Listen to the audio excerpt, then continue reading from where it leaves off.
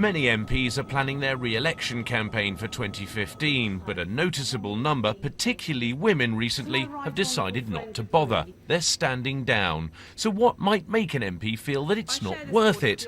Charlotte Leslie will fight 2015, but she's found it tough from the marathon of trying to win in 2010. They scrape you off the tarmac, pick you up and dump you in this mincemeat machine of Parliament, which is like some weird Machiavellian Freshers' Week. If you had to devise somewhere to make people who worked in that place out of touch, you couldn't do much better than Parliament. And on what other planet would you have promotions that are so, obviously and openly not based on merit, but based on other considerations? On what planet would whips be able to bully the workforce in the way that the expectation is that the whips do it? It's just mad. For those who want to get out into their constituency, being tied to Westminster votes gets in the way.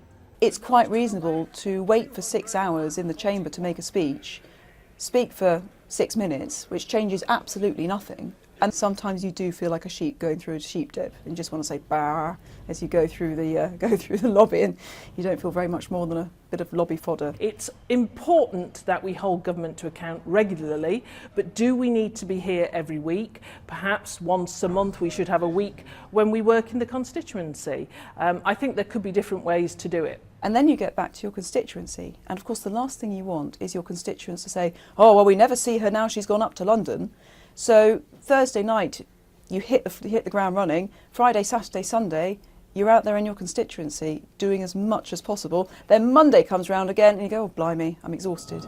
But it's not just being a new MP. For one who wants to leave after 14 years to do something else, being in opposition after government is tricky. If you're in opposition, it's much harder work to get change. So yes, of course that makes a difference.